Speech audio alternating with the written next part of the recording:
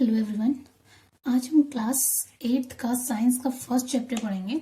Chapter का नाम है क्रॉप प्रोडक्शन एंड मैनेजमेंट। इस चैप्टर के अंदर हम फसल को कैसे उगाया जाता है, कैसे उसका मैनेजमेंट किया जाता है, उसके बारे में पढ़ेंगे।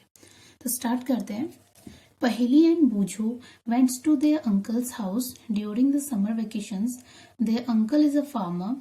पहेली और बूझो जो थे वो गर्मियों की छुट्टियों में अपने अंकल के घर गए हुए थे। उनके अंकल फार्मर थे। One day they saw some tools like खुरपी, sickle, shovel, plough etcetera in the field. एक दिन उन्होंने उनके खेतों में बहुत सारे औजार देखे।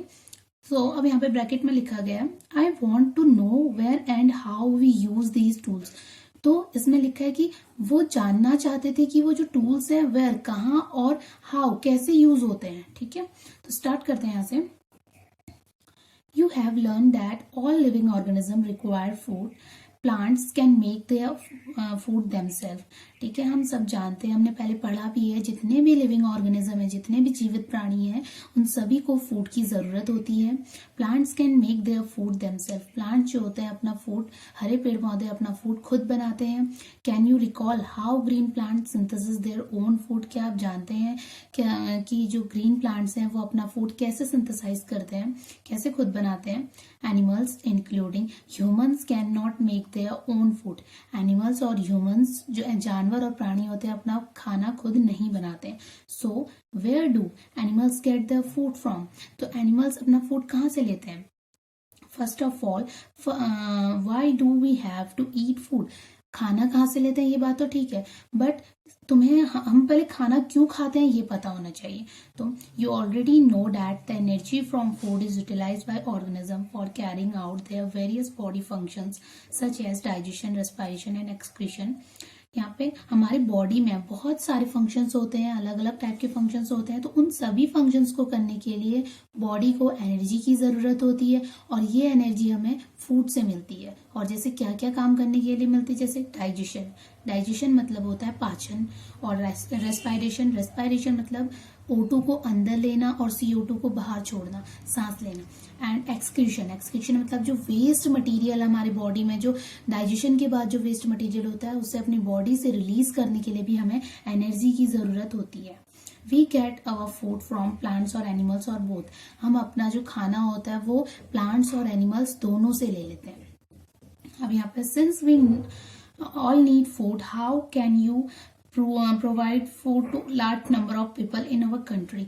अगर हम सभी को फूड की इतनी ज़रूरत है तो हम अपने इतनी बड़ी जनसंख्या जो हमारी इंडिया में है, हमारी कंट्री में इतनी ज़्यादा जो पॉपुलेशन है, उसके लिए हम फूड कैसे प्रोवाइड करेंगे कह रहे हैं।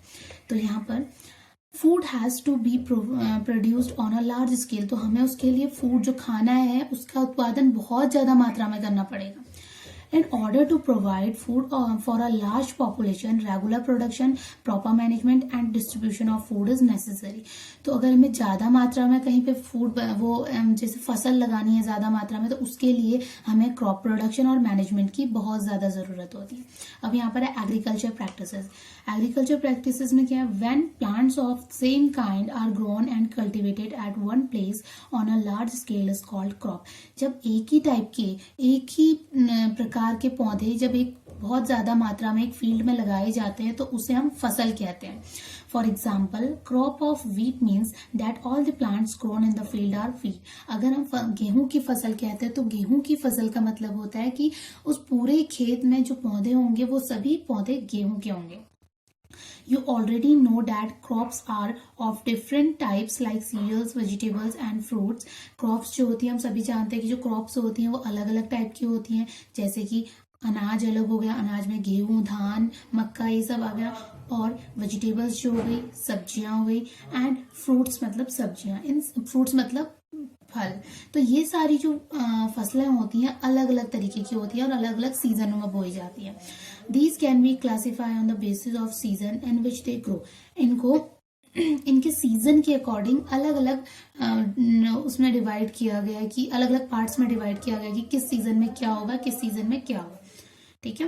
India is a vast country, the climatic condition like temperature, humidity and rainfall vary from one region to another. India एक ऐसी कंट्री है जहां पर अलग अलग टेम्परेचर है, अलग अलग इसका कंडीशंस, अलग क्लाइमेटिक कंडीशन, ह्यूमिडिटी अलग अलग है।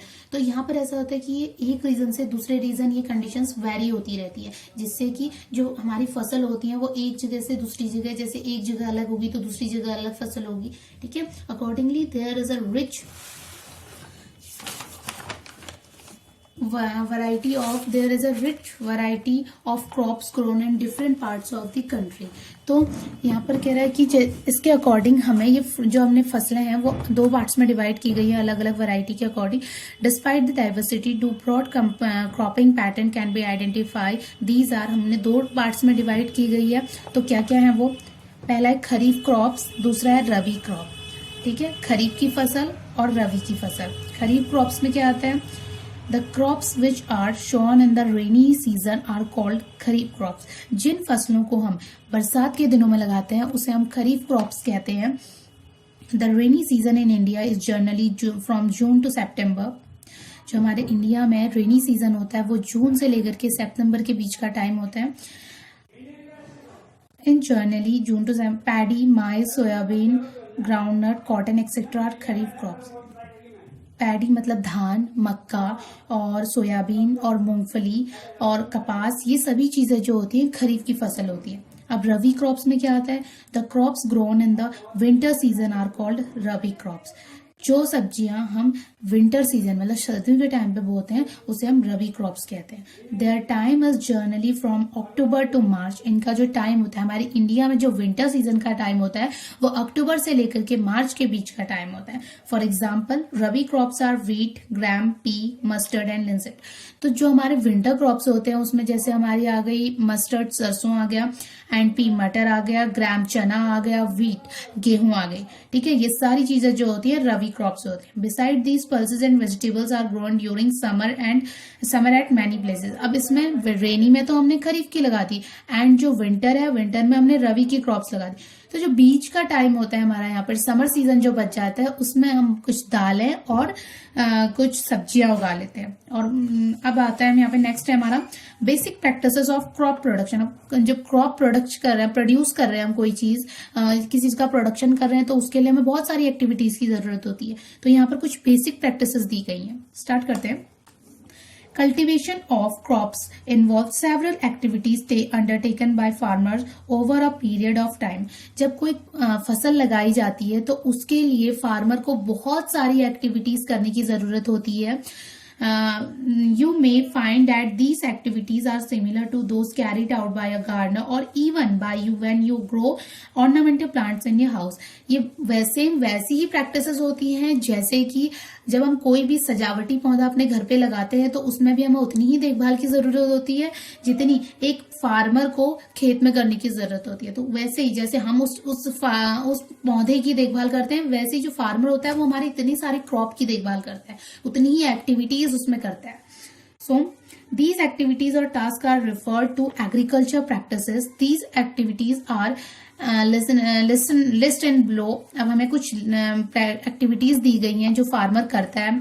तो सबसे पहले है प्रिपरेशन ऑफ सॉइल। क्या करता है, सबसे पहले वो प्रिपेयर करता है, सॉइल को प्रिपेयर करता है। शोइंग मतलब बीज बोना हो गया। एडिंग मेन्योर एंड फर्टिलाइजर, बीज बोने के बाद उसमें कुछ हम जो खाद वगैरह डालते हैं वो थर्ड जो स्टेप है वो हो गया। फोर्थ है इरिगेशन का मतलब होता है पानी का छिड़काव करना, पौधों को पानी देना। प्रोटेक्टिंग फ्रॉम वीड्स, जो हमारे अनवांटेड प्लांट्स होते हैं उससे जो हमारी फसल है उसे प्रोटेक्ट करना। हार्वेस्टिंग, उसको काटना। एंड स्टोरेज, काट करके बस हम जो उसका स्टोर करते हैं वो। अब इन सभी जो हेडिंग्स हैं इनको हम डिटेल्स में नेक्स्ट वीडियो में पढ़ते हैं। Thank you.